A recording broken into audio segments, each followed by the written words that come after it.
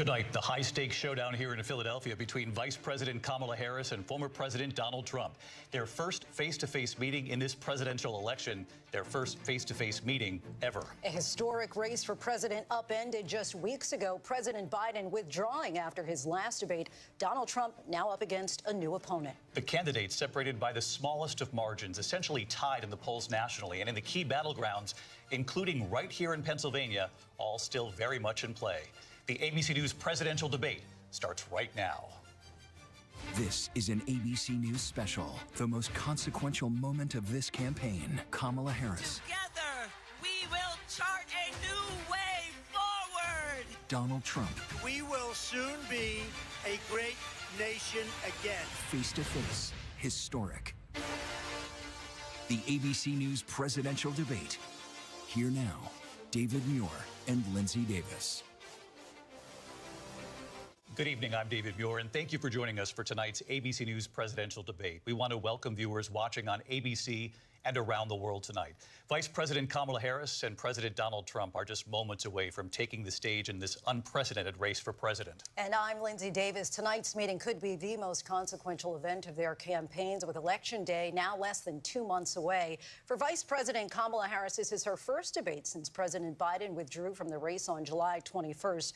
Of course, that decision followed his debate against President Donald Trump in June. Since then, this race has taken on an entirely new dynamic. And that brings us to the rules of tonight's debate. 90 minutes with 2 commercial breaks. No topics or questions have been shared with the campaigns. The candidates will have 2 minutes to answer questions, and this is the clock. That's what they'll be seeing. 2 minutes for rebuttals and 1 minute for follow-ups, clarifications, or responses. Their microphones will only be turned on when it's their turn to speak. No pre-written notes allowed. There is no audience here tonight in this hall at the National Constitution Center. This is an intimate setting for 2 candidates who have never met. President Trump won the coin toss. He chose to deliver the final closing statement of the evening. Vice President Harris selected the podium to the right. So let's now welcome the candidates to the stage. Vice President Kamala Harris and President Donald Trump.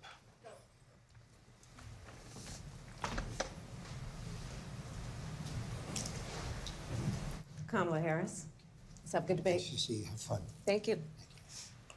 Welcome to you both. It's wonderful to have you. It's an honor to have you both here tonight. Good evening. We are looking forward to a spirited and thoughtful debate. So let's get started. I want to begin tonight with the issue that voters repeatedly say is their #1 issue, and that is the economy and the cost of living in this country. Vice President Harris, you and President Trump were elected 4 years ago, and your opponent on the stage here tonight often asks his supporters, are you better off than you were 4 years ago? When it comes to the economy, do you believe Americans are better off than they were 4 years ago? So I was raised as a middle-class kid, and I am actually the only person on this stage who has a plan that is about lifting up the middle class and working people of America. I believe in the ambition, the aspirations, the dreams of the American people. And that is why I imagine and have actually a plan to build what I call an opportunity economy. Because here's the thing. We know that we have a shortage of homes and housing, and the cost of housing is too expensive for far too many people. We know that young families need support to raise their children, and I intend on extending a tax cut for those families of $6,000, which is the largest child tax credit that we have given in a long time, so that those young families can afford to buy a crib, buy a car seat, buy clothes for their children. My passion, one of them, is small businesses. My mother raised my sister and me, but there was a woman who helped raise us. We call her our second mother. She was a small business owner. I love our small businesses. My plan is to give a $50,000 tax deduction to start up small businesses, knowing they are part of the backbone of America's economy. My opponent, on the other hand, his plan is to do what he has done before, which is to provide a tax cut for billionaires and big corporations, which will result in $5 trillion to America's deficit. My opponent has a plan that I call the Trump's sales tax, which would be a 20% tax on everyday goods that you rely on to get through the month.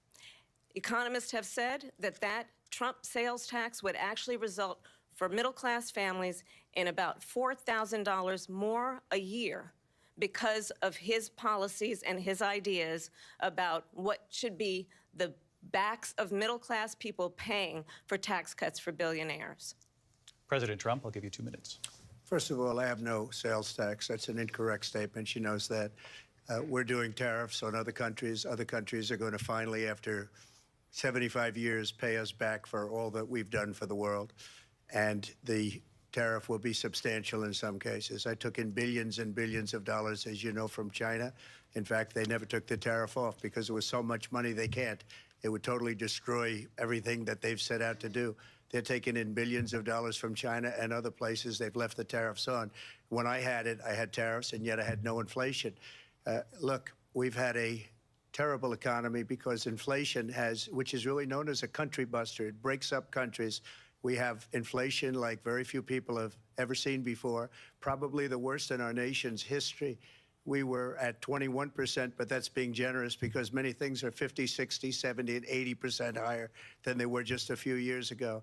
This has been a disaster for people, for the middle class, but for every class. On top of that, we have millions of people pouring into our country from prisons and jails, from mental institutions and insane asylums, and they're coming in and they're taking jobs that are occupied right now by African Americans and Hispanics, and also unions. Unions are going to be affected very soon. And you see what's happening. You see what's happening with towns throughout the United States. You look at Springfield, Ohio. You look at Aurora in Colorado. They are taking over the towns. They're taking over buildings. They're going in violently. These are the people that she and Biden led into our country, and they're destroying our country. They're dangerous. They're at the highest level of criminality, and we have to get them out. We have to get them out fast. I created one of the greatest economies in the history of our country. I'll do it again and even better. We are going to get to immigration and border security during this debate, but I would like to let Vice President Harris respond on the economy here.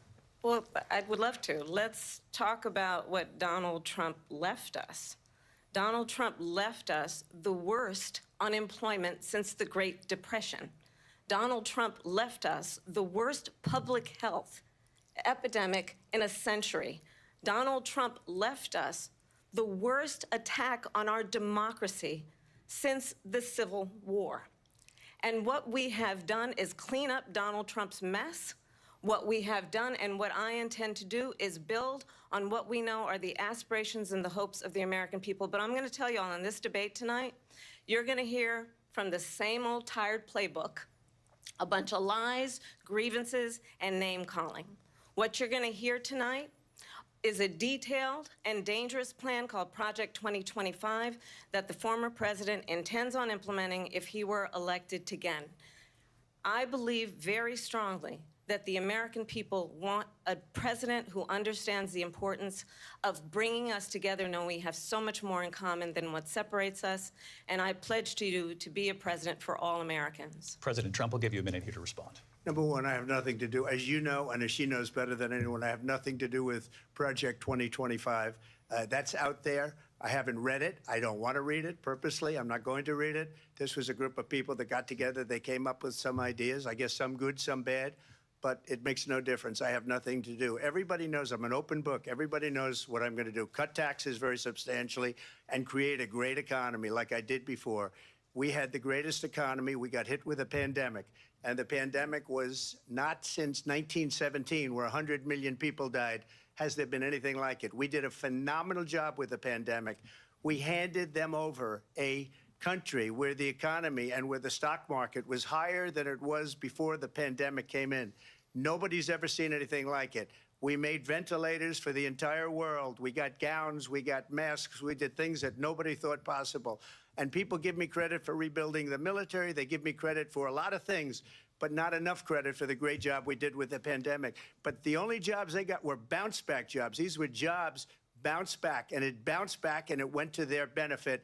But I was the one that created them. They know it, and so does everybody else. Vice President Harris, I'll let you respond. So Donald Trump has no plan for you.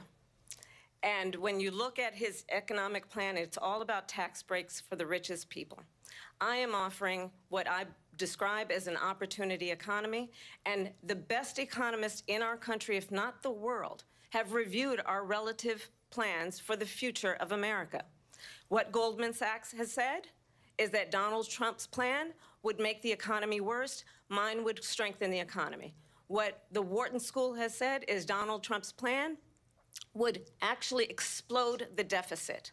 16 Nobel laureates have described his economic plan as something that would increase inflation and by the middle of next year would invite a recession. You just have to look at where we are and where we stand on the issues. And I'd invite you to know that Donald Trump actually has no plan for you because he is more interested in defending himself than he is in looking out for you. It's just a soundbite. They gave her that to say.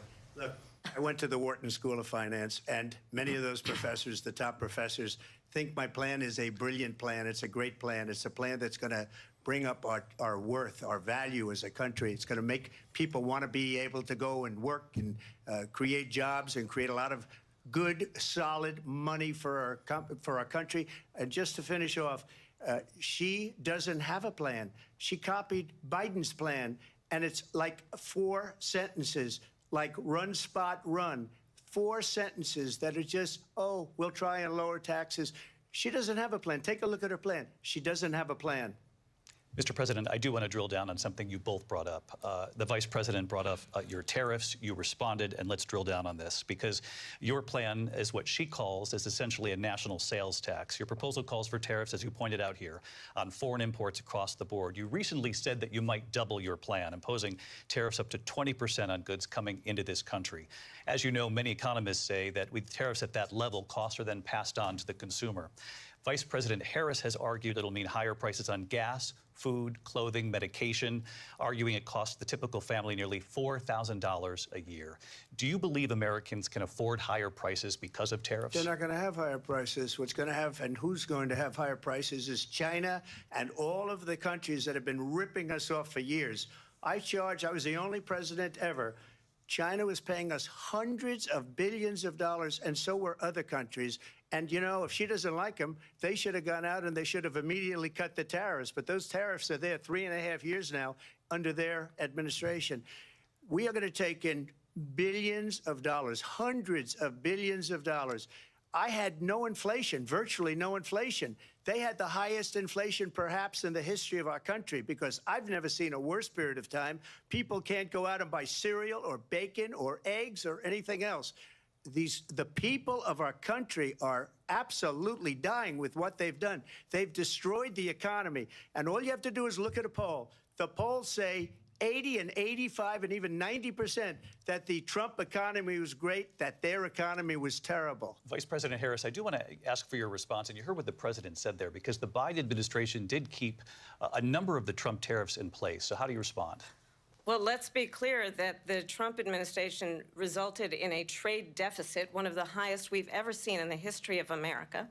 He invited trade wars. You want to talk about his deal with China? What he ended up doing is, under Donald Trump's presidency, he ended up selling American chips to China to help them improve and modernize their military, basically sold us out, when a policy about China should be in making sure the United States of America wins the competition for the 21st century, which means focusing on the details of what that requires, focusing on relationships with our allies, focusing on investing in American-based technology so that we win the race on AI, on quantum computing, focusing on what we need to do to support America's workforce so that we don't end up having on the short end of the stick in terms of workers' rights. But what Donald Trump did, let's talk about this, with COVID, is he actually thanked President Xi for what he did during COVID. Look at his tweet. Thank you, President Xi, exclamation point, when we know that Xi was responsible for lacking and not giving us transparency about the origins of COVID. President Trump, I'll let you respond. First of all, they bought their chips from Taiwan. We hardly make chips anymore because of philosophies like they have and policies like they have. I don't say her because she has no policy. Everything that she believed 3 years ago and 4 years ago is out the window. She's going to my philosophy now. In fact, I was going to send her a MAGA hat. She's gone to my philosophy. But if she ever got elected, she'd change it. And it will be the end of our country. She's a Marxist. Everybody knows she's a Marxist. Her father's a Marxist professor in economics, and he taught her well. But when you look at what she's done to our country, and when you look at these millions and millions of people that are pouring into our country monthly, where it's, I believe, 21 million people, not the 15 that people say, and I think it's a lot higher than the 21. That's bigger than New York State pouring in. And just look at what they're doing to our country. They're criminals. Many of these people coming in are criminals. And that's bad for our economy, too. You know, you mentioned before, we'll talk about immigration later. Well, bad immigration is the worst thing that can happen to our economy. They have, and she has, destroyed our country with policy that's insane. Almost policy that you'd say they have to hate our country. President Trump, thank you. Lindsay? I want to turn to the issue of abortion. President Trump, you've often touted that you were able to kill Roe v. Wade. Last year, you said that you were proud to be the most pro-life president in American history. Then last month, you said that your administration would be great for women and their reproductive rights. In your home state of Florida, you surprised many with regard to your 6-week abortion ban because you initially had said that it was too short. And you said, quote, I'm going to be voting that we need more than 6 weeks. But then the very next day, you reversed course and said you would vote to support the 6-week ban. Vice President Harris says that women shouldn't trust you on the issue of abortion because you've changed your position so many times. Therefore, why should they trust you? Well, the reason I'm doing that vote is because the plan is, as you know, the vote is, they have abortion in the 9th month.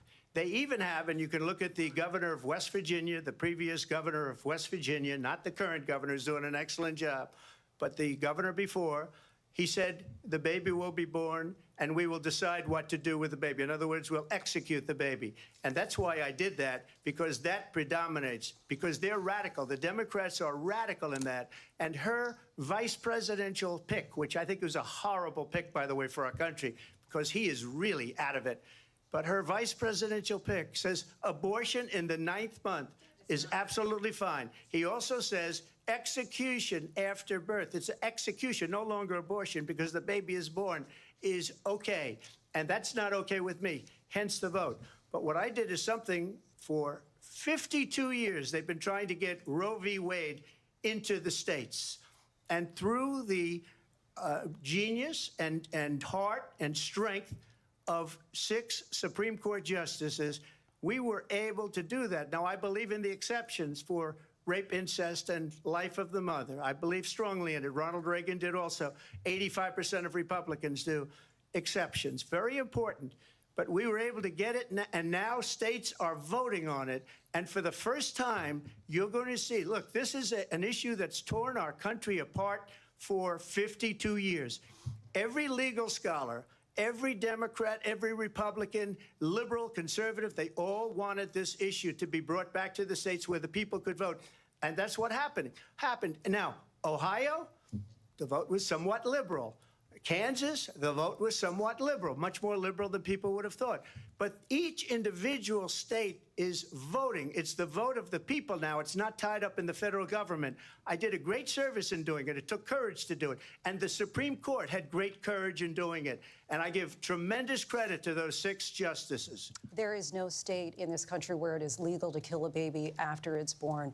Madam Vice President, I want to get your response to President Trump. Well, as I said, you're going to hear a bunch of lies, and that's not actually a surprising fact. Let's understand how we got here.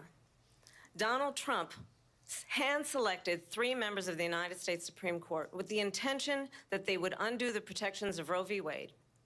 And they did exactly as he intended.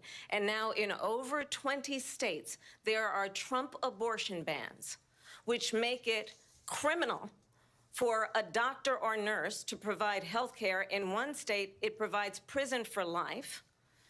Trump abortion bans that make no exception even for rape and incest, which understand what that means. A survivor of a crime of violation to their body does not have the right to make a decision about what happens to their body next. That is immoral. And one does not have to abandon their faith or deeply held beliefs to agree. The government, and Donald Trump certainly, should not be telling a woman what to do with her body. I have talked with women around our country. You want to talk about this is what people wanted? Pregnant women who want to carry a pregnancy to term, suffering from a miscarriage, being denied care in an emergency room because the healthcare providers are afraid they might go to jail, and she's bleeding out in a car in the parking lot? She didn't want that. Her husband didn't want that. A 12 or 13-year-old survivor of incest being forced to carry a pregnancy to term? They don't want that.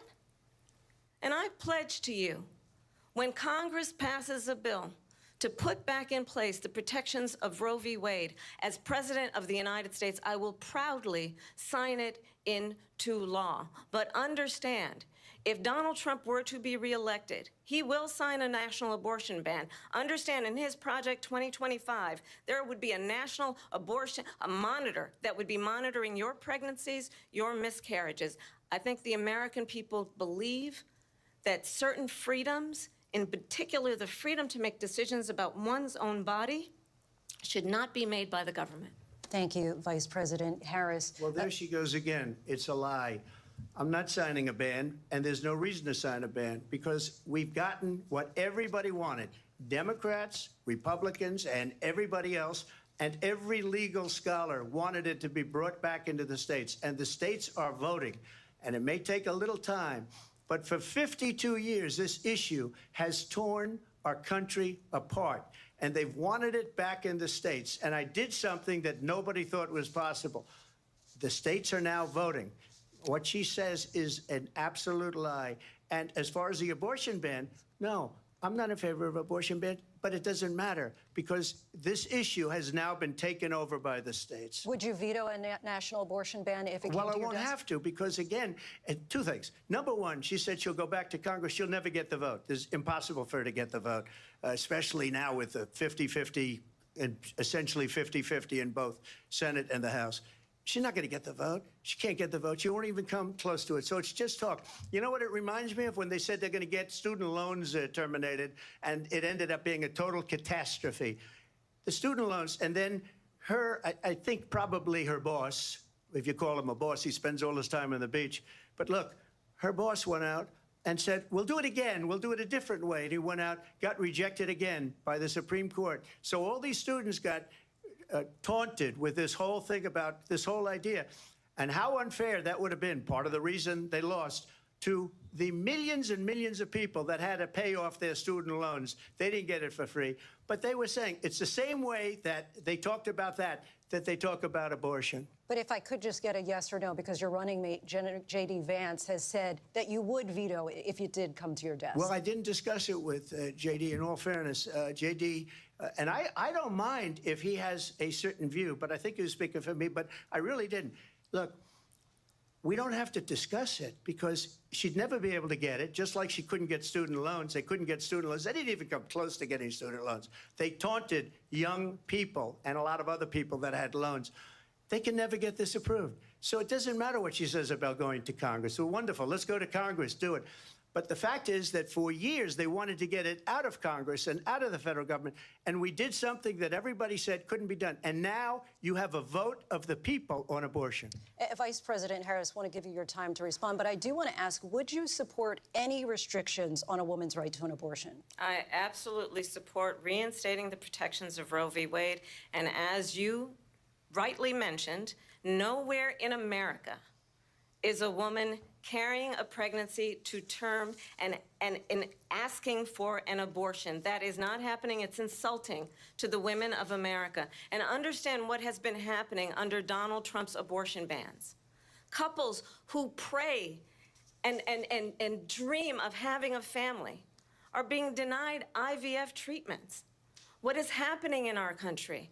Working people, working women who are working 1 or 2 jobs, who can barely afford childcare as it is, have to travel to another state to get on a plane sitting next to strangers to go and get the health care she needs. Barely can afford to do it, and what you are putting her through is unconscionable. And the people of America have not, the majority of Americans believe in a woman's right to make decisions about her own body, and that is why in every state where this issue has been on the ballot, in red and blue states both, the people of America have voted for freedom. Vice President Harris, Excuse me, I thank have you. to respond. Another lie. It's another lie. I have been a leader on IVF, which is fertilization. The IVF, I have been a leader. In fact, when they got a very negative decision on IVF from the Alabama courts, I saw the people of Alabama and the legislature 2 days later voted it in. I've been a leader on it. They know that, and everybody else knows it. I have been a leader on fertilization, IVF. And the other thing, you should ask, will she allow abortion in the 8th month, 9th month, 7th month? Come on. Okay, would you do that? Why don't you ask her that question? Why don't you answer That's the problem. question? Would you because veto? under Roe v. Wade, Answer the question, would you veto? you could do abortions in the 7th month, the 8th month, the 9th That's month, not true. and probably after birth. Just look at the governor, former governor of Virginia. The governor of Virginia said, we put the baby aside, and then we determine what we want to do with the baby. President Trump, thank you. We're going to turn now to immigration and border security. We know it's an issue that's important to Republicans, Democrats, voters across the board in this country. Vice President Harris, you were tasked by President Biden with getting to the root causes of migration from Central America. We know that illegal border crossings reached a record high in the Biden administration. This past June, President Biden imposed tough new asylum restrictions. We know the numbers since then have dropped significantly. But my question to you tonight is, why did the administration wait until 6 months before the election to act? And would you have done anything differently from President Biden on this? So I'm the only person on this stage who has prosecuted transnational criminal organizations for the trafficking of guns, drugs, and human beings. And let me say that the United States Congress, including some of the most conservative members of the United States Senate, came up with a border security bill which I supported. And that bill would have put 1,500 more border agents on the border to help those folks who are working there right now overtime trying to do their job. It would have allowed us to stem the flow of fentanyl coming into the United States. I know there are so many families watching tonight who have been personally affected by the surge of fentanyl in our country. That bill would have put more resources to allow us to prosecute transnational criminal organizations for trafficking in guns, drugs, and human beings. But you know what happened to that bill? Donald Trump got on the phone, called up some folks in Congress, and said, kill the bill. And you know why? Because he'd prefer to run on a problem instead of fixing a problem. And understand, this comes at a time where the people of our country actually need a leader who engages in solutions, who actually addresses the problems at hand. But what we have in the former president is someone who would prefer to run on a problem instead of fixing a problem. And I'll tell you something, he's going to talk about immigration a lot tonight, even when it's not the subject that is being raised. And I'm going to actually do something really unusual, and I'm going to invite you to attend one of Donald Trump's rallies, because it's a really interesting thing to watch. You will see during the course of his rallies, he talks about fictional characters like Hannibal Lecter. He will talk about windmills cause cancer. And what you will also notice is that people start leaving his rallies early out of exhaustion and boredom. And I will tell you, the one thing you will not hear him talk about is you. You will not hear him talk about your needs, your dreams, and your desires. And I'll tell you, I believe you deserve a president who actually puts you first, and I pledge to you that I will. Vice President Harris, thank you. President Trump, on that point, I want to get your response. Well, I would like to respond. Let me just ask, though, why did you try to kill that bill, and successfully so, that would have put thousands of additional agents and officers on the border? First, let me respond as to the Please. rallies. She said people start leaving. People don't go to her rallies. There's no reason to go. And the people that do go, she's bussing them in and paying them to be there, and then showing them in a different light. So she can't talk about that. People don't leave my rallies. We have the biggest rallies, the most incredible rallies in the history of politics. That's because people want to take their country back. Our country is being lost. We're a failing nation. And it happened 3.5 years ago. And what's going on here, you're going to end up in World War III, just to go into another subject. What they have done to our country by allowing these millions and millions of people to come into our country, and look at what's happening to the towns all over the United States. And a lot of towns don't want to talk. It's not going to be Aurora or Springfield. A lot of towns don't want to talk about it because they're so embarrassed by it. In Springfield, they're eating the dogs, the people that came in. They're eating the cats. They're eating the pets of the people that live there. And this is what's happening in our country, and it's a shame. As far as rallies are concerned, as far as the reason they go is they like what I say. They want to bring our country back. They want to make America great again. It's a very simple phrase, make America great again. She's destroying this country, and if she becomes president, this country doesn't have a chance of success. Not only success, we'll end up being Venezuela on steroids. I just want to clarify here. You bring up Springfield, Ohio, and ABC News did reach out to the city manager there. He told us there have been no credible reports of specific claims of pets being harmed, injured, or abused by individuals within the immigrant community. Well, I've seen people on television. Let me just say here, this is the people on television say my dog was taken and used for food. So maybe he said that, and maybe that's a good thing to say for a city manager. I'm not taking this from television. But the people I'm on taking it from television the city saying manager. their dog was eaten by the people that went there. Again, the Springfield city manager says there's no evidence of that. Vice President Harris, I'll let you respond to the rest of what you've heard. You talk about extreme. You know, this is, I think, one of the reasons why in this election, I actually have the endorsement of 200 Republicans who have formerly worked with President Bush, Mitt Romney, and John McCain, including the endorsement of former Vice President Dick Cheney and Congress member Liz Cheney. And if you want to really know the inside track on who the former president is, if he didn't make it clear already, just ask people who have worked with him. His former chief of staff, a four-star general, has said he has contempt for the Constitution of the United States. His former national security advisor has said he is dangerous and unfit. His former Secretary of Defense has said the nation, the Republic, would never survive another Trump term. And when we listen to this kind of rhetoric, when the issues that affect the American people are not being addressed, I think the choice is clear in this election. President Trump, I'll give you a quick minute to respond here. Thank you, because when I hear that, see, I'm a different kind of a person. I fired most of those people.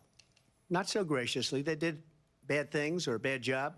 I fired them. They never fired one person. They didn't fire anybody having to do with Afghanistan and the Taliban and the 13 people whose were just killed, viciously and violently killed. And I got to know the parents and the family.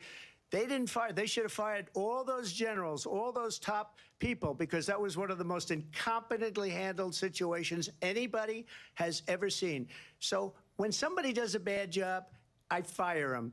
And you take a guy like Esper. He was no good. I fired him. So he writes a book. Another one writes a book. Because with me, they can write books. With nobody else can they. But they have done such a poor job, and they never fire anybody. Look at the economy. Look at the inflation. They didn't fire any of their economists. They have the same people. That's a good way not to have books written about you. But just to finish, I got more votes than any Republican in history by far.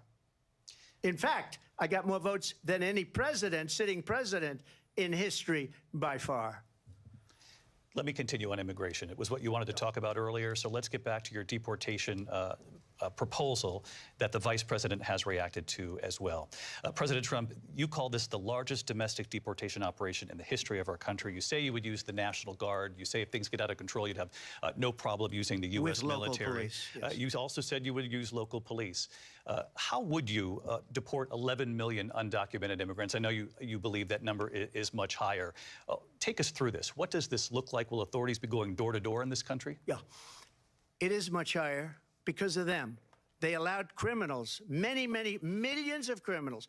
They allowed terrorists. They allowed common street criminals. They allowed people to come in, drug dealers, to come into our country. And they're now in the United States and told by their countries like Venezuela, don't ever come back or we're going to kill you. Do you know that crime in Venezuela and crime in countries all over the world is way down? You know why? Because they've taken their criminals off the street and they've given them to her to put into our country.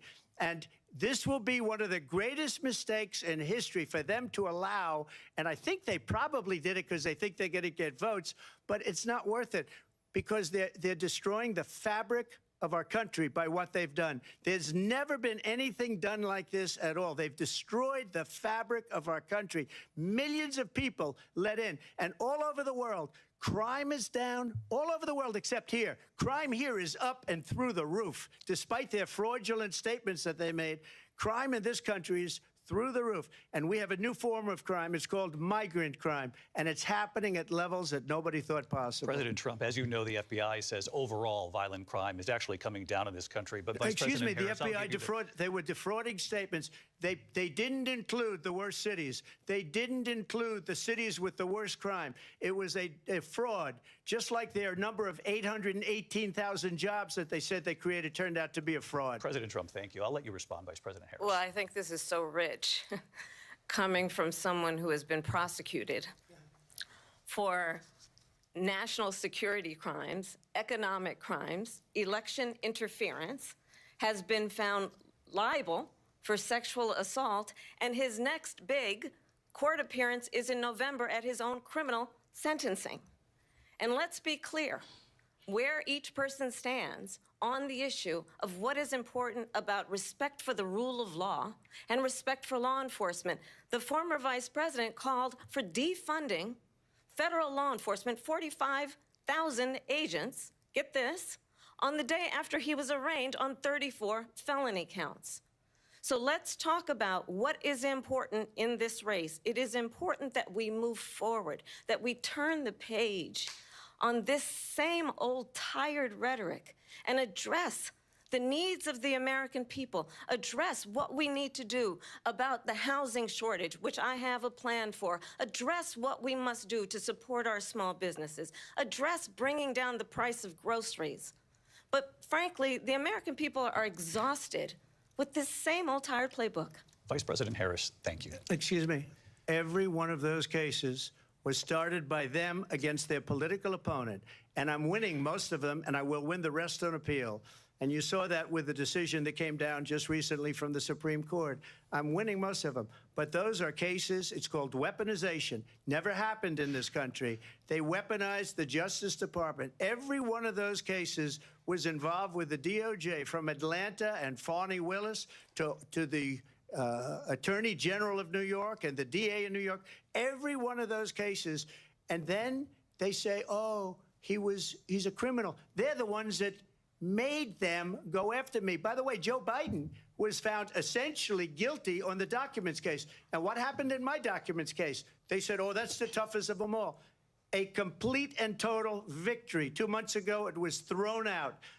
It's weaponization, and they used it, and it's never happened in this country. They used it to try and win an election. They're fake cases. President Trump, thank you. A really quick response here, Vice President Harris, on this notion of weaponization of the Justice Department. Well, let's talk about extreme and understand the context in which this election in 2024 is taking place. The United States Supreme Court recently ruled that the former president would essentially be immune from any misconduct if he were to enter the White House again. Understand, this is someone who has openly said he would terminate, I'm quoting, terminate the Constitution of the United States, that he would weaponize the Department of Justice against his political enemies. Someone who has openly expressed disdain for members of our military. Understand what it would mean if Donald Trump were back in the White House with no guardrails, because certainly we know now the court won't stop him. We know J.D. Vance is not going to stop him. It's up to the American people Vice President to stop Harris, him. thank you. Lindsay? Vice President Harris, in your last run for president. This is the one that weaponized, not me. She weaponized. I probably took a bullet to the head because of the things that they say about me. They talk about democracy. I'm a threat to democracy. They're the threat to democracy with a fake Russia investigation We do have a lot that went nowhere. We have a lot to get to. Lindsay? Vice President Harris, in your last run for president, you said you wanted to ban fracking. Now you don't. You wanted mandatory government buyback programs for assault weapons. Now your campaign says you don't. You supported decriminalizing border crossings. Now you're taking a harder line. I know you say that your values have not changed. So then why have so many of your policy positions changed? So my values have not changed, and I'm going to discuss every one of the, at least every point that you've made. But in particular, let's talk about fracking, because we're here in Pennsylvania. I made that very clear in 2020. I will not ban fracking. I have not banned fracking as Vice President of the United States. And in fact, I was the tie-breaking vote on the Inflation Reduction Act, which opened new leases for fracking. My position is that we have got to invest in diverse sources of energy so we reduce our reliance on foreign oil. We have had the largest increase in domestic oil production in history because of an approach that recognizes that we cannot over-rely on foreign oil. As it relates to my values, let me tell you, I grew up a middle-class kid raised by a hardworking mother who worked and saved and was able to buy our first home when I was a teenager. The values I bring to the importance of home ownership, knowing not everybody got handed $400 million on a silver platter and then filed bankruptcy 6 times, is a value that I bring to my work to say we are going to work with the private sector and home builders to increase 3 million homes, increase by 3 million homes by the end of my first term.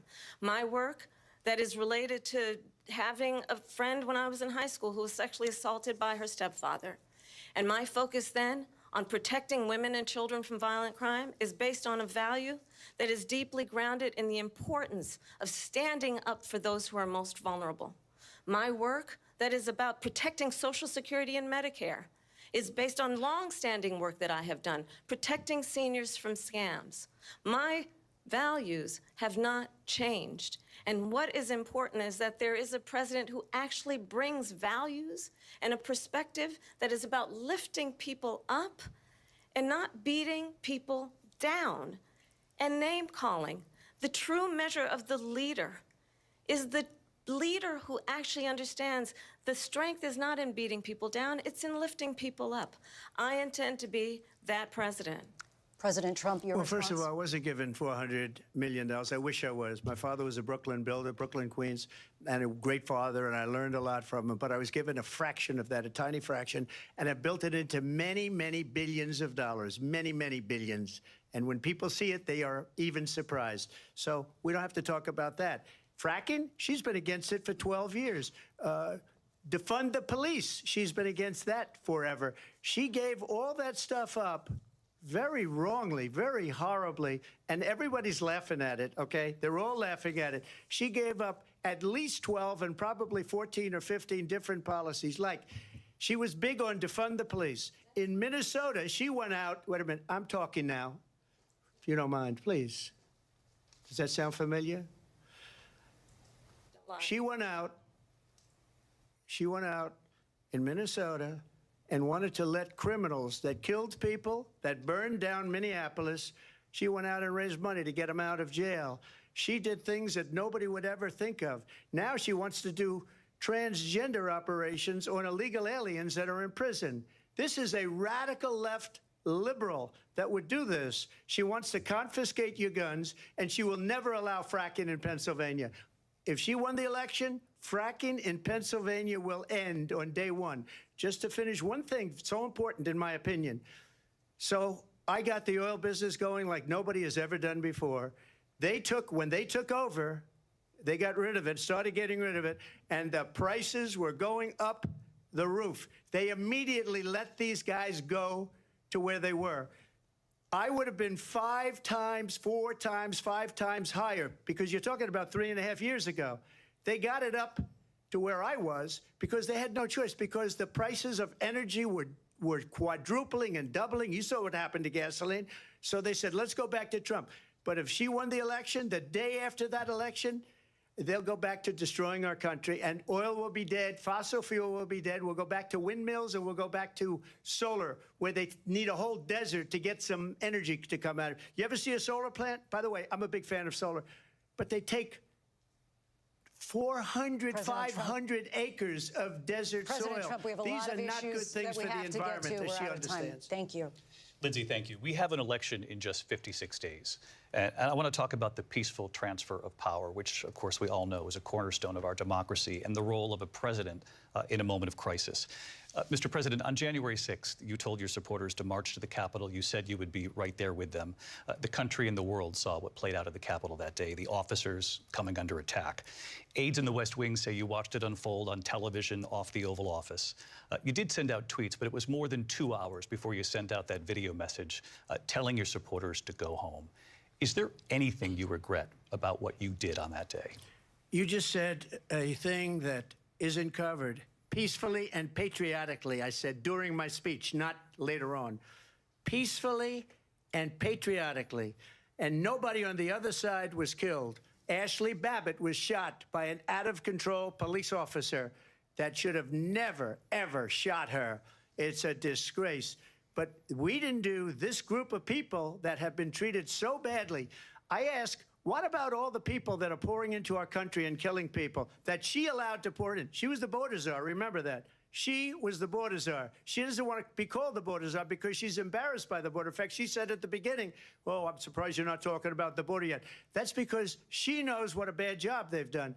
What about those people? When are they going to be prosecuted? When are these people from countries all over the world, not just South America? They're coming in from all over the world, David, all over the world.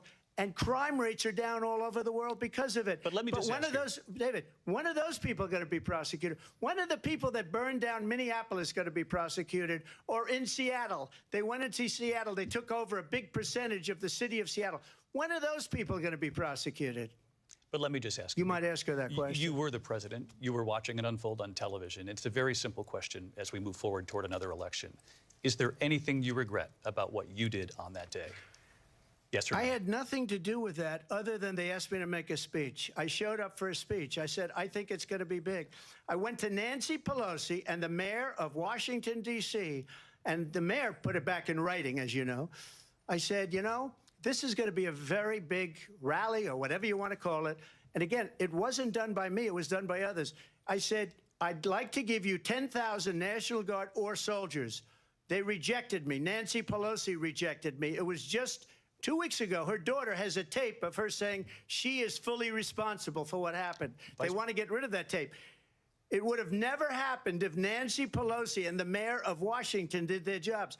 I wasn't responsible for security. Nancy Pelosi was responsible. She didn't do her job. The question was about you as president, not about former Speaker Pelosi, but I do want Vice President Harris to respond here. I was at the Capitol on January 6th.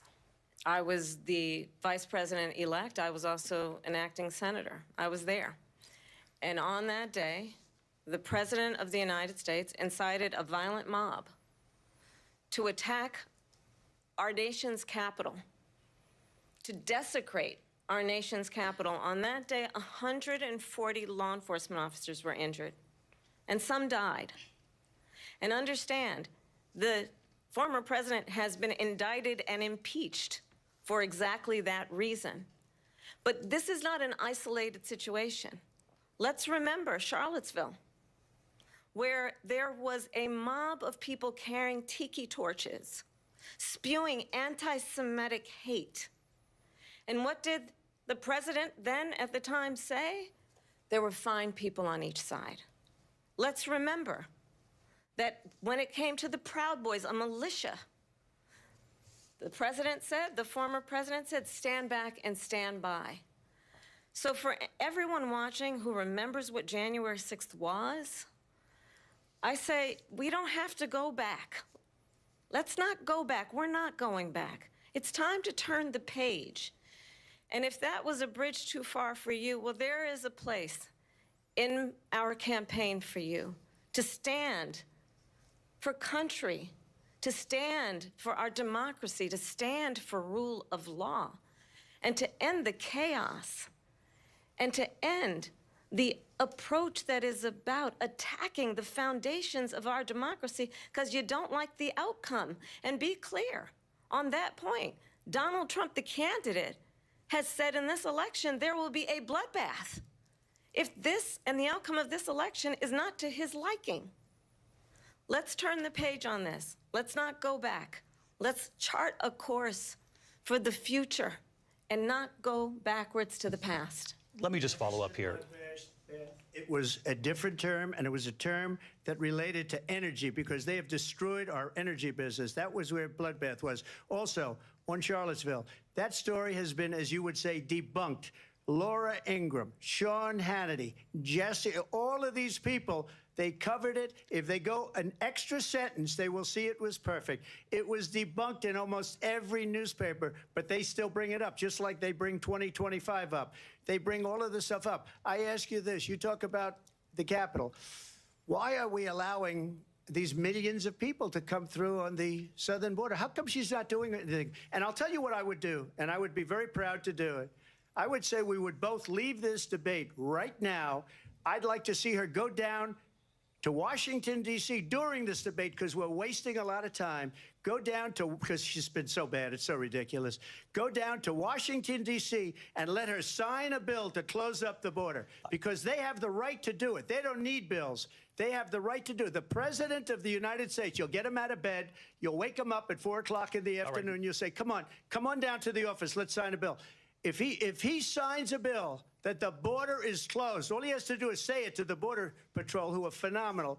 If they do that, the border is closed. Mr. Those President, people are killing many people, unlike J6. We talked immigration here tonight. I do want to focus on this next issue to both of you, because it really brings us this into focus, truth in these times that we're living in. Mr. President, for 3.5 years after you lost the 2020 election, you repeatedly falsely claimed that you won, many times saying you won in a landslide. In the past couple of weeks leading up to this debate, you have said, quote, you lost by a whisker, that you, quote, didn't quite make it, that you came up a little bit short. I said that? Are you now acknowledging that you lost in 2020? No, I don't acknowledge that at all. But I you said did that say sarcastically. that. You know that. It was said, oh, we lost by a whisker. That was said sarcastically. Look, there's so much proof. All you have to do is look at it. And they should have sent it back to the legislatures for approval. I got almost 75 million votes, the most votes any sitting president has ever gotten. I was told if I got 63, which was what I got in 2016, you can't be beaten.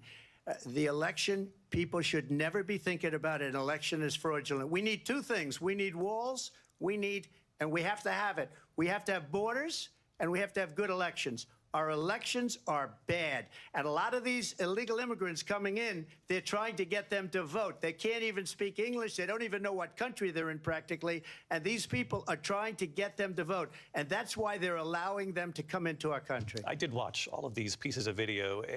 I didn't detect the sarcasm, lost by a whisker. We didn't quite make it. And we should just point out here as clarification, and you know this, you and your allies, 60 cases in front of many judges, many of them Republican. No judge looked at it. And said there was no we didn't have standing. That's the other thing. They said we didn't have standing, a technicality. Can you imagine a system where a person in an election doesn't have standing? The President of the United States doesn't have standing. That's how we lost.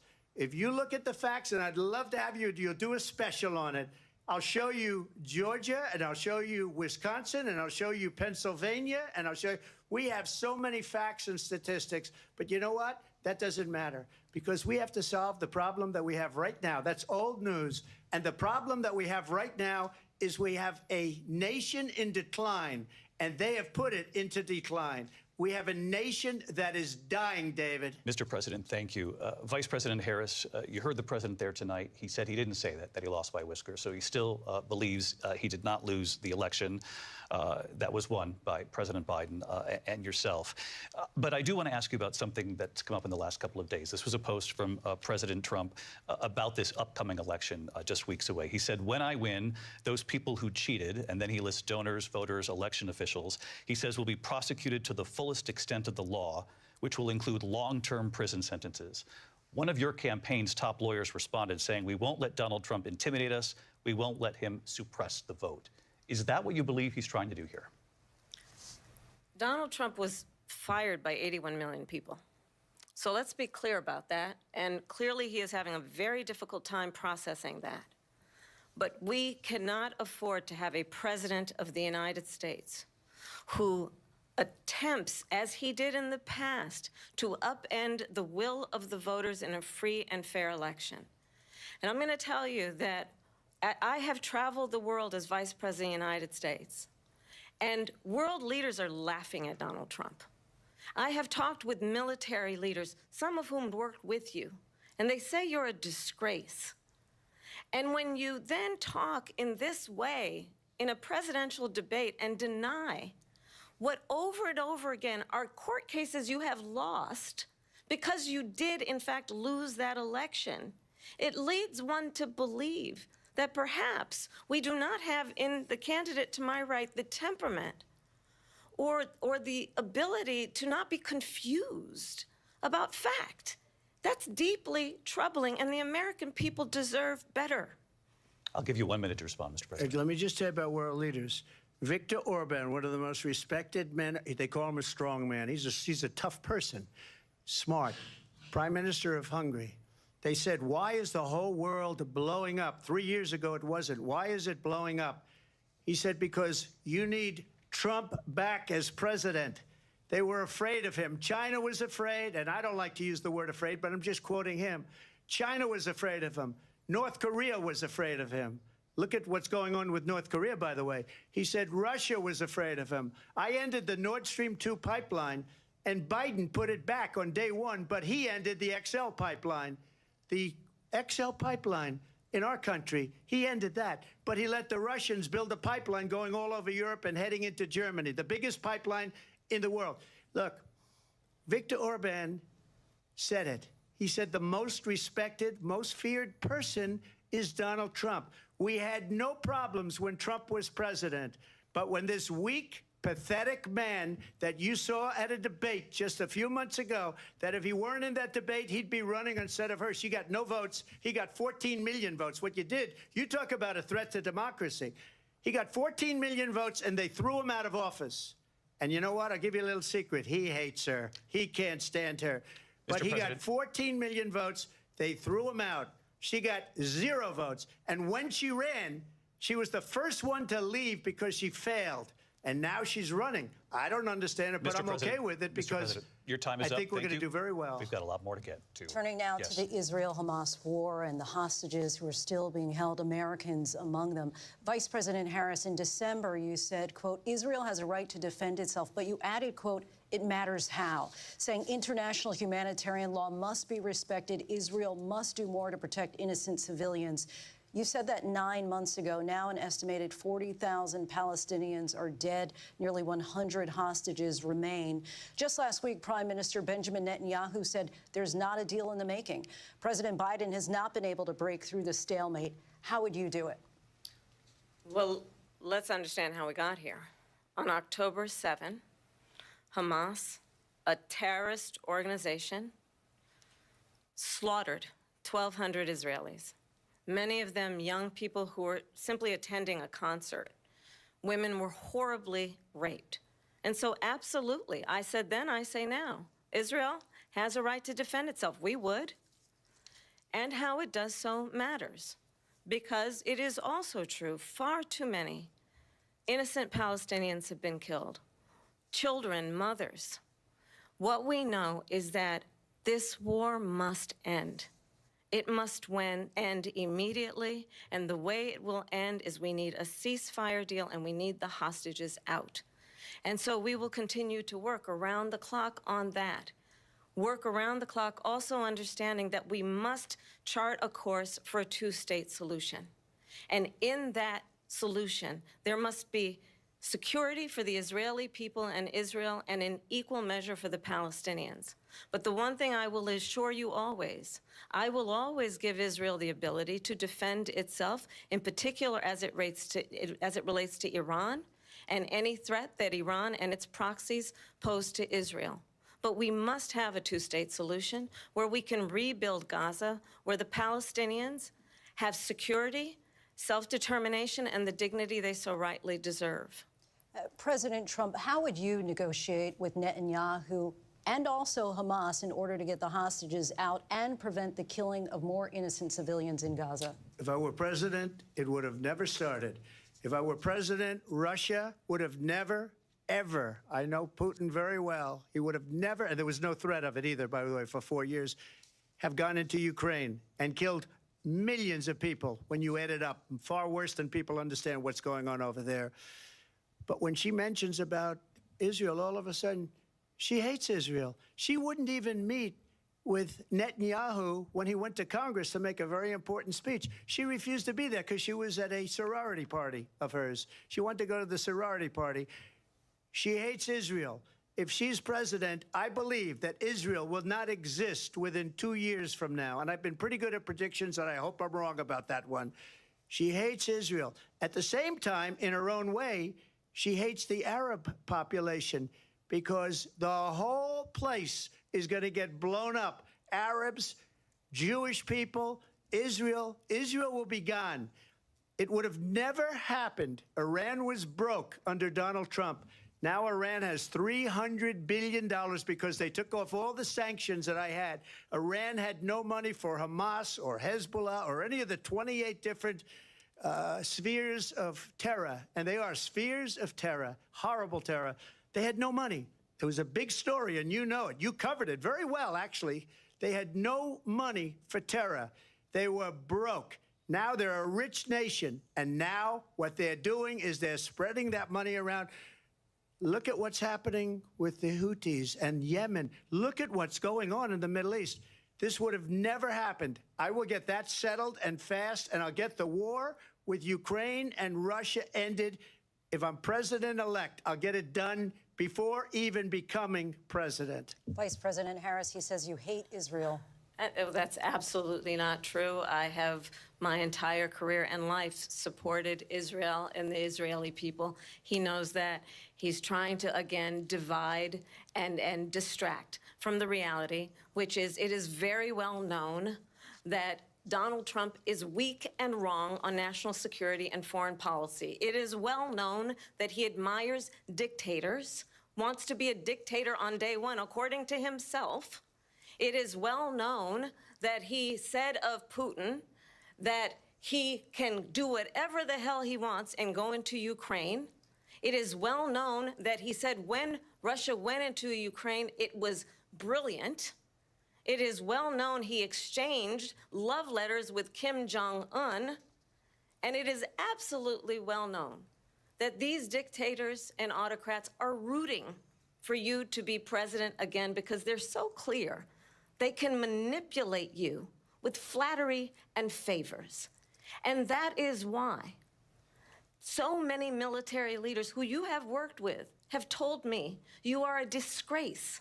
That is why we understand that we have to have a president who is not consistently weak and wrong on national security, including the importance of upholding and respecting in highest regard our military. Vice President Harris, thank you. They're the ones, and she's the one that caused it, that's weak on national security by allowing every nation last month for the year, 168 different countries sending people into our country. Their crime rates are way down.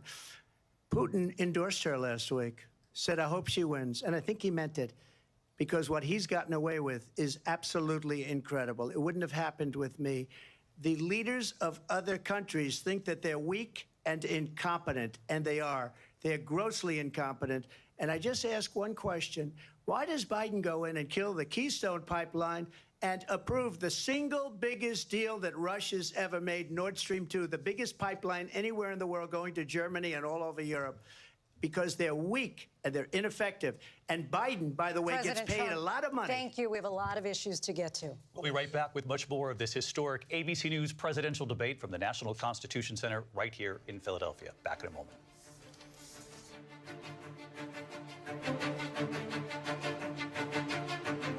The ABC News presidential debate will continue after this.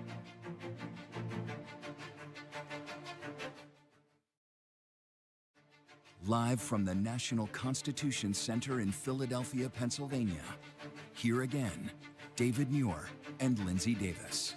Welcome back to this historic ABC News presidential debate tonight. We're going to continue here, and I want to turn to the war in Ukraine. We're now 2.5 years into this conflict. Mr. President, it has been the position of the Biden administration that we must defend Ukraine from Russia, from Vladimir Putin, to defend their sovereignty, their democracy, that it's in America's best interest to do so, arguing that if Putin wins, he may be emboldened to move even further into other countries. You have said you would solve this war in 24 hours. You said so just before the break tonight. How exactly would you do that? And I want to ask you a very simple question tonight. Do you want Ukraine to win this war? I want the war to stop. I want to save lives that are being uselessly, people being killed by the millions. It's the millions. It's so much worse than the numbers that you're getting, which are fake numbers. Look, we're in for $250 billion or more. because they don't ask Europe, which is a much bigger beneficiary to getting this thing done than we are. They're in for $150 billion less because Biden and you don't have the courage to ask Europe like I did with NATO. They paid billions and billions, hundreds of billions of dollars when I said, either you pay up or we're not going to protect you anymore. So that's maybe one of the reasons they don't like me as much as they like weak people. But you take a look at what's happening. We're in for 250 to 275 billion. They're into 100 to 150. They should be forced to equalize. With that being said, I want to get the war settled. I know Zelensky very well, and I know Putin very well. I have a good relationship, and they respect your president, okay? They respect me. They don't respect Biden. How would you respect him? Why? For what reason? He hasn't even made a phone call in 2 years to Putin, hasn't spoken to anybody. They don't even try and get it. That is a war that's dying to be settled. I will get it settled before I even become president. If I win, when I'm president-elect, and what I'll do is I'll speak to one, I'll speak to the other, I'll get them together. That war would have never happened. And in fact, when I saw Putin after I left, unfortunately left because our country has gone to hell. But after I left, when I saw him building up soldiers, he did it after I left, I said, oh, he must be negotiating. It must be a good, strong point of negotiation. Well, it wasn't, because Biden had no idea how to talk to him. He had no idea how to stop it. And now you have millions of people dead, and it's only getting worse, and it could lead to World War III. Don't kid yourself, David. We're playing with World War III, and we have a president that we don't even know if he's... Where is our president? We don't even know if he's a president. And just to clarify they here... threw him out of a campaign like a dog. We don't even know. Is he our president? But we have a president, Mr. President, that doesn't know he's alive. Your time is up. Just to clarify in the question, do you believe it's in the U.S. best interests for Ukraine to win this war, yes or no? I think it's the U.S. best interest to get this war finished and just get it done. All right. Negotiate a deal, because we have to stop all of these human lives from being destroyed. I want to take this to Vice President Harris. I want to get your thoughts on support for Ukraine in this moment, but also, as Commander-in-Chief, if elected, how would you deal with Vladimir Putin, and would it be any different from what we're seeing from President Biden? Well, first of all, it's important to remind the former president you're not running against Joe Biden, you're running against me. I believe the reason that Donald Trump says that this war would be over within 24 hours is because he would just give it up. And that's not who we are as Americans. Let's understand what happened here. I actually met with Zelensky a few days before Russia invaded, tried through force to change territorial boundaries, to defy one of the most important international rules and norms, which is the importance of sovereignty and territorial integrity. And I met with President Zelensky. I shared with him American intelligence about how he could defend himself. Days later, I went to NATO's eastern flank, to Poland and Romania. And through the work that I and others did, we brought 50 countries together to support Ukraine in its righteous defense. And because of our support, because of the air defense, the ammunition, the artillery, the javelins, the Abrams tanks that we have provided, Ukraine stands as an independent and free country. If Donald Trump were president, Putin would be sitting in Kyiv right now. And understand what that would mean, because Putin's agenda is not just about Ukraine. Understand why the European allies and our NATO allies are so thankful that you are no longer president, and that we understand the importance of the greatest military alliance the world has ever known, which is NATO, and what we have done to preserve the ability of Zelensky and the Ukrainians to fight for their independence. Otherwise, Putin would be sitting in Kyiv with his eyes on the rest of Europe, starting with Poland. And why don't you tell the 800,000 Polish Americans right here in Pennsylvania how quickly you would give up for the sake of favor and what you think is a friendship with what is known to be a dictator who would eat you for lunch. Vice President Harris, thank you. We've heard from both of you on Ukraine tonight. Afghanistan came up in the last hour. I wanted her to respond to something you said earlier, and please, I'll give you a minute here. Putin would be sitting in Moscow, and he wouldn't have lost 300,000 men and women, but he would have been sitting in Moscow. Quiet, please. He would have been sitting in Moscow much happier than he is right now. But eventually, you know, he's got a thing that other people don't have. He's got nuclear weapons. They don't ever talk about that. He's got nuclear weapons. Nobody ever thinks about that. And eventually, maybe he'll use them, and maybe he hasn't been that threatening. But he does have that, something we don't even like to talk about. Nobody likes to talk about it. But just so you understand, they sent her to negotiate peace before this war started. 3 days later, he went in and he started the war because everything they said was weak and stupid. They said the wrong things. That war should have never started. She was the emissary. They sent her in to negotiate with Zelensky and Putin, and she did. And the war started 3 days later. And that's the kind of talent we have with her. She's worse than Biden. In my opinion, I think he's the worst president in the history of our country. She goes down as the worst vice president in the history of our country. But let me tell you something. She is a horrible negotiator. They sent her in to negotiate. As soon as they left, Putin did the invasion. President Trump, thank you. You did bring up something. You said she went to negotiate with Vladimir Putin. Vice President Harris, have you ever met Vladimir Putin? Can you clarify tonight? Yet again, I said it at the beginning of this debate, you're going to hear a bunch of lies coming from this fellow. And that is another one. When I went to meet with President Zelensky, I've now met with him over 5 times. The reality is it has been about standing as America always should, as a leader upholding international rules and norms, as a leader who shows strength, understanding that the alliances we have around the world are dependent on our ability to look out for our friends and not favor our enemies because you adore strongmen instead of caring about democracy. And that is very much what is at stake here. The President of the United States is commander-in-chief. And the American people have a right to rely on a president who understands the significance of America's role and responsibility in terms of ensuring that there is stability and ensuring we stand up for our principles and not sell them for the benefit of personal flattery. We've talked about Ukraine and Vladimir Putin. I do want to talk about Afghanistan. It came up in the first hour of this debate. I want to move on to Afghanistan. Stoltenberg said Trump did the most amazing thing I've ever seen. He got these countries, the 28 countries at the time, to pay up. He said, I've never seen. He's the head of NATO. He said, I've never seen. For years, we were paying almost all of NATO. We were being ripped off by European nations, both on trade and on NATO. I got them to pay up by saying one of the statements you made before, if you don't pay, we're not going to protect you. President Otherwise, Trump. we would have never gotten it. He said it was one of the most incredible jobs that he's ever seen done. Thank you. I want to turn to Afghanistan. It came up in the first hour of the debate, and we witnessed a poignant moment today on Capitol Hill, honoring the soldiers who died in the chaotic withdrawal from Afghanistan. I do want to ask the Vice President, do you believe you bear any responsibility in the way that withdrawal played out? Well, I will tell you, I agreed with President Biden's decision to pull out of Afghanistan. 4 presidents said they would, and Joe Biden did. And as a result, America's taxpayers are not paying the $300 million a day we were paying for that endless war. And as of today, there is not one member of the United States military who is in active duty in a combat zone in any war zone around the world, the first time this century. But let's understand how we got to where we are.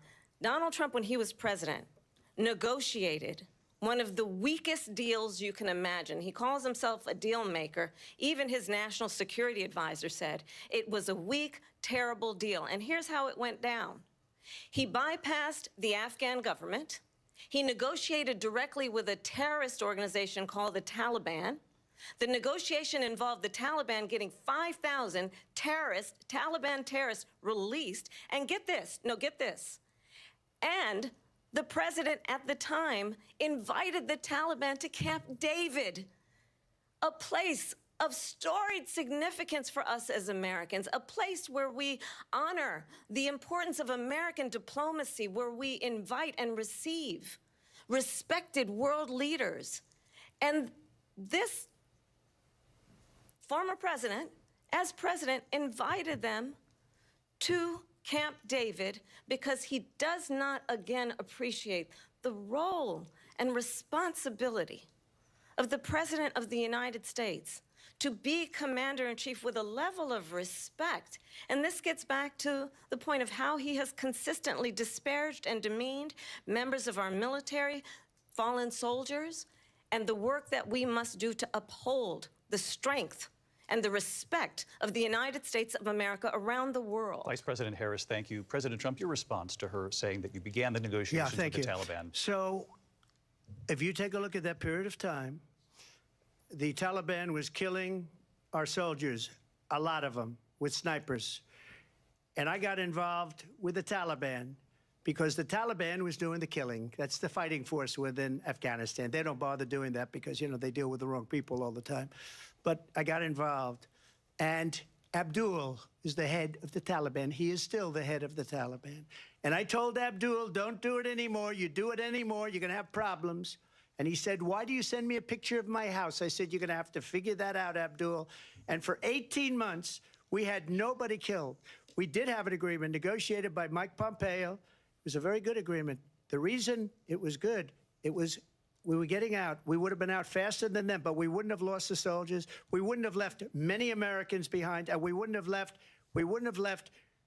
$85 billion worth of brand new, beautiful military equipment behind. And just to finish, they blew it. The agreement said you have to do this, this, and they didn't do it.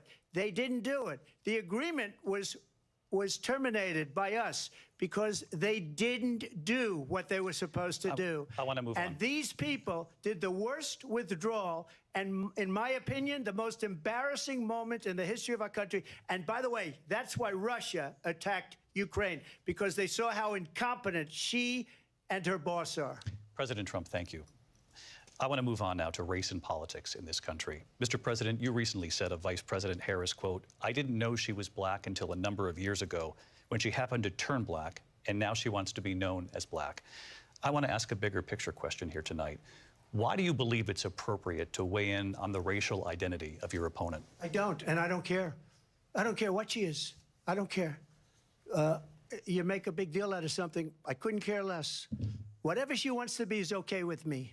But those were your words, so I'm asking. I don't know. I mean, all I can say is I read where she was not black, that she put out, and I'll say that. And then I read that she was black, and that's okay. Either one was okay with me. That's up to her. That's up to her. Vice President Harris, your thoughts on this? I think it's, I mean, honestly, I think it's a tragedy that we have someone who wants to be president who has consistently, over the course of his career, attempted to use race to divide the American people. You know, I do believe that the vast majority of us know that we have so much more in common than what separates us, and we don't want this kind of approach that is just constantly trying to divide us, and especially by race. And let's remember how Donald Trump started. He was land, he owned buildings, and he was investigated because he refused to rent property to black families. Let's remember, this is the same individual who took out a full-page ad in the New York Times calling for the execution of 5 young black and Latino boys who were innocent, the Central Park 5. Took out a full-page ad calling for their execution. This is the same individual who spread birther lies about the first black president of the United States. And I think the American people want better than that, want better than this, want someone who understands, as I do, I travel our country. We see in each other a friend. We see in each other a neighbor. We don't want a leader who is constantly trying to have Americans point their fingers at each other. I meet with people all the time who tell me, can we please just have discourse about how we're going to invest in the aspirations and the ambitions and the dreams of the American people? Knowing that regardless of people's color or the language their grandmother speaks, we all have the same dreams and aspirations and want a president who invests in those, not in hate and division. Vice President Harris, thank you. Lindsay? President Trump, this is now your 3rd time. This is the most divisive presidency in the history of our country. There's never been anything like it. They're destroying our country, and they come up with things like what she just said. Going back many, many years, when a lot of people, including Mayor Bloomberg, agreed with me on the Central Park Five, they admitted, they said, they pled guilty. And I said, well, if they pled guilty, they badly hurt a person, killed a person ultimately. And if they pled guilty, then they pled, we're not guilty. But this is a person that has to stretch back years, 40, 50 years ago, because there's nothing now. I built one of the greatest economies in the history of the world, and I'm going to build it again. It's going to be bigger, better, and stronger. But they're destroying our economy. They have no idea what a good economy is. Their oil policies, every single policy. And remember this, she is Biden. You know, she's trying to get away from Biden. I don't know the gentleman, she says. She is Biden. The worst inflation we've ever had, a horrible economy because inflation has made it so bad, and she can't get away with that. Thank you. Your time is up, Lindsay. I want to respond to that, though. I want to just respond briefly. Clearly, I am not Joe Biden, and I am certainly not Donald Trump. And what I do offer is a new generation of leadership for our country, one who believes in what is possible, one who brings a sense of optimism about what we can do instead of always disparaging the American people. I believe in what we can do to strengthen our small businesses, which is why I have a plan. Let's talk about our plans and let's compare the plans.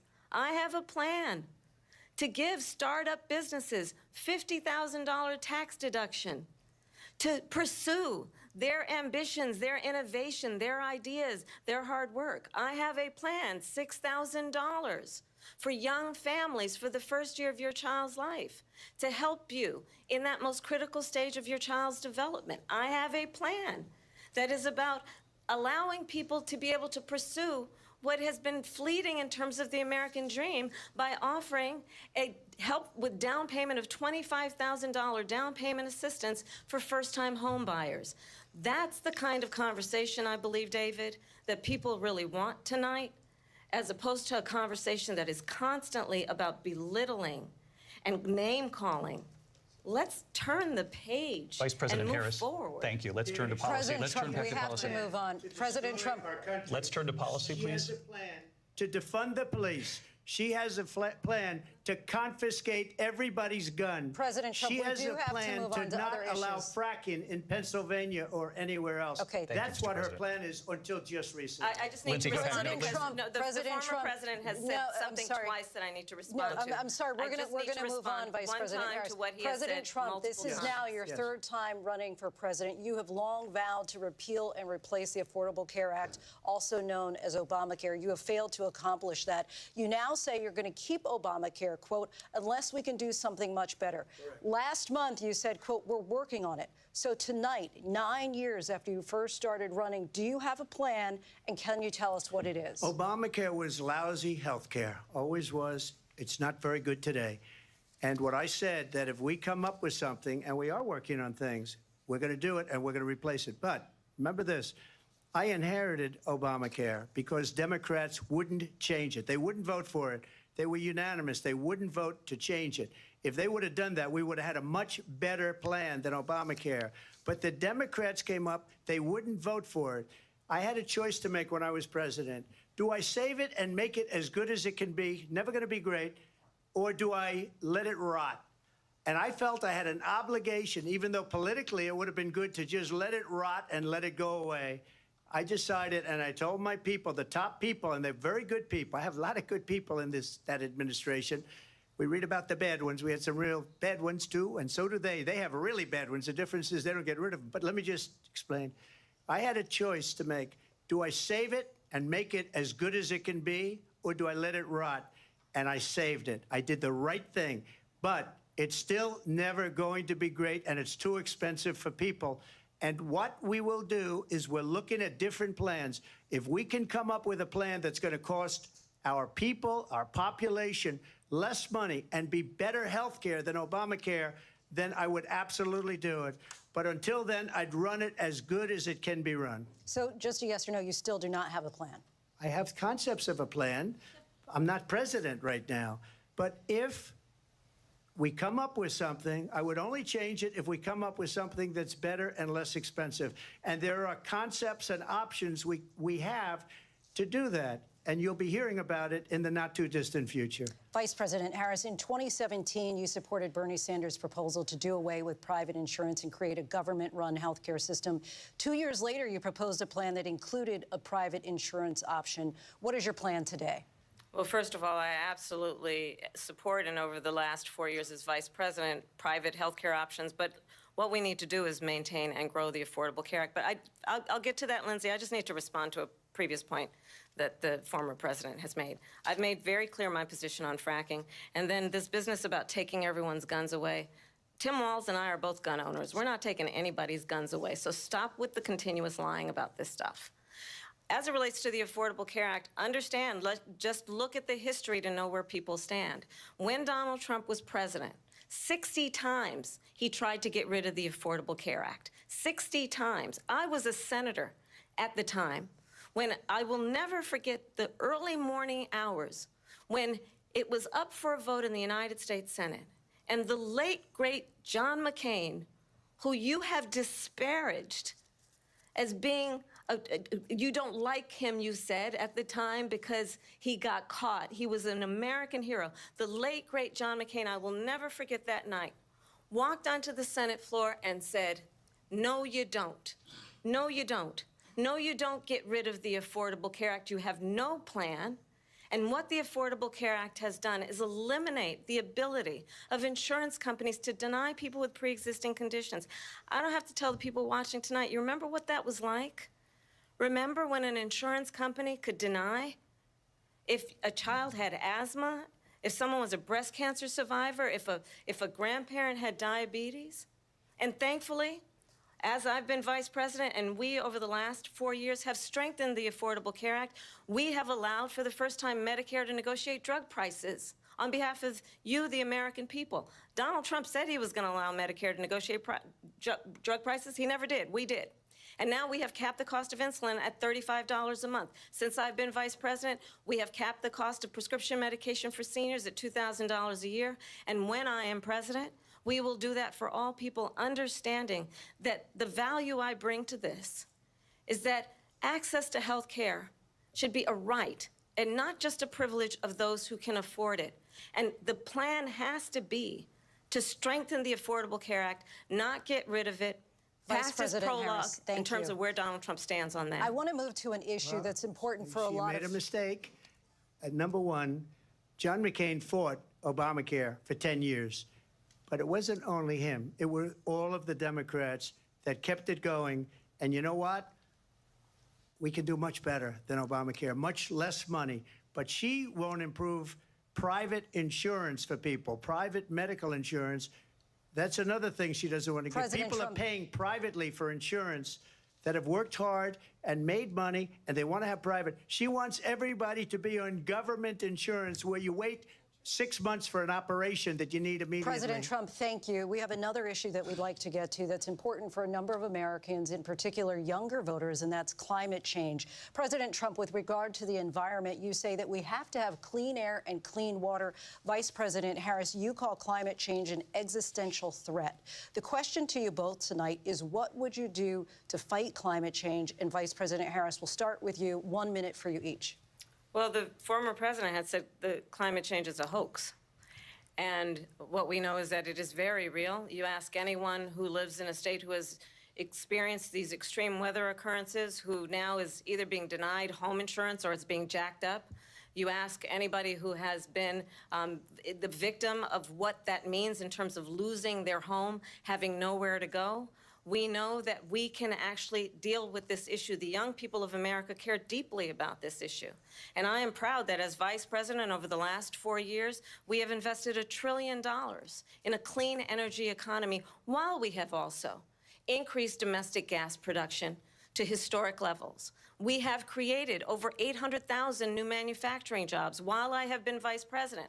We have invested in clean energy to the point that we are opening up factories around the world. Donald Trump said he was going to create manufacturing jobs. He lost manufacturing jobs. And I'm also proud to have the endorsement of the United Auto Workers and Sean Fain, who also know that part of building a clean energy economy includes investing in American-made products, American automobiles. It includes growing what we can do around American manufacturing and opening up auto plants, not closing them like happened under Donald Trump. Vice President Harris, thank you. That didn't happen under Donald Trump. Let me just tell you, they lost 10,000 manufacturing jobs this last month. It's going, they're all leaving. They're building big auto plants in Mexico, in many cases owned by China. They're building these massive plants, and they think they're going to sell their cars into the United States because of these people. What they have given to China is unbelievable. But we're not going to let that. We'll put tariffs on those cars so they can't come into our country, because they will kill the United Auto Workers and any auto worker, whether it's in Detroit or South Carolina or any other place. What they've done to business and manufacturing in this country is horrible. We have nothing because they refuse. You know, Biden doesn't go after people because supposedly China paid him millions of dollars. He's afraid to do it. Between him and his son, they get all this money from Ukraine. They get all this money from all of these different countries. And then you wonder, why is he so loyal to this one, that one, Ukraine, China? Why is he? Why did he get $3.5 million from the mayor of Moscow's wife? Why did she pay him $3.5 million? This is a crooked administration, and they're selling our country down the tubes. President Trump, thank you. Thank you. We'll be right back with closing statements from both of our candidates. An historic night, this ABC News presidential debate from Philadelphia. Back in a moment.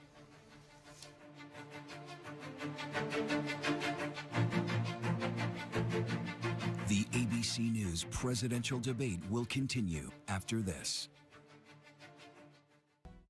Live from the National Constitution Center in Philadelphia, Pennsylvania. Here again, David Muir and Lindsay Davis. Welcome back tonight. The time has come for closing statements, and Vice President Harris, we begin with you. So I think you've heard tonight two very different visions for our country.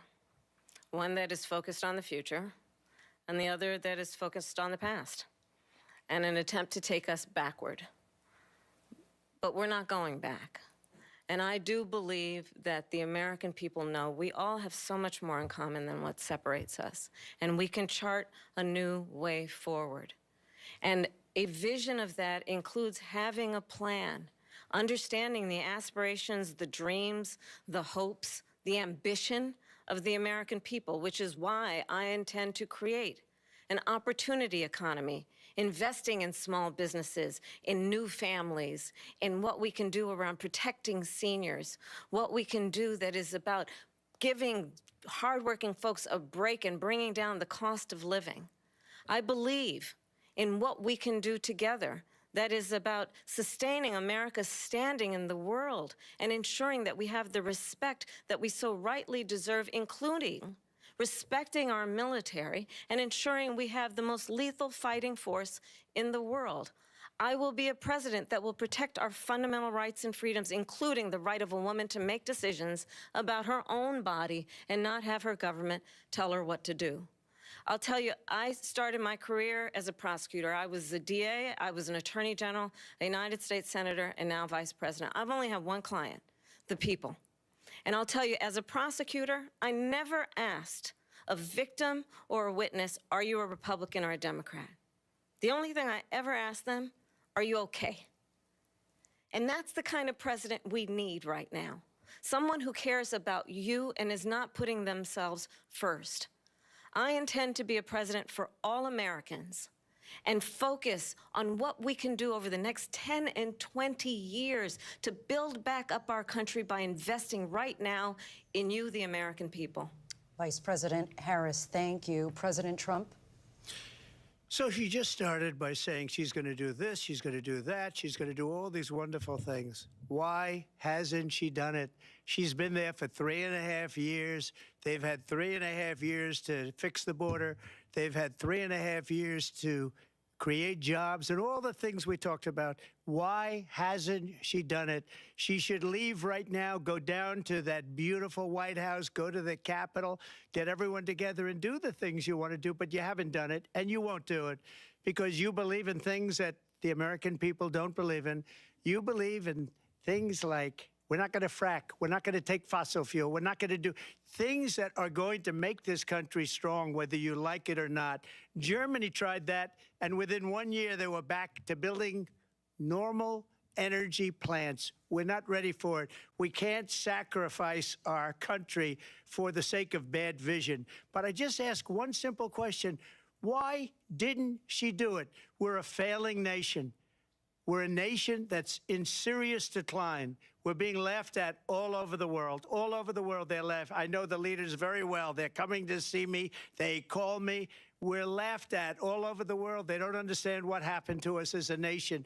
We're not a leader. We don't have any idea what's going on. We have wars going on in the Middle East. We have wars going on with Russia and Ukraine. We're going to end up in a third world war, and it'll be a war like no other because of nuclear weapons, the power of weaponry. I rebuilt our entire military. She gave a lot of it away to the Taliban. She gave it to Afghanistan. What these people have done to our country, and maybe toughest of all, is allowing millions of people to come into our country. Many of them are criminals, and they're destroying our country. The worst president, the worst vice president in the history of our country. President Trump, thank you. And that is our ABC News presidential debate from here in Philadelphia at the National Constitution Center. I'm Lindsay Davis. And I'm David Muir. Thank you for watching here in the U.S. and all over the world, and from all of us here at ABC News. Good night.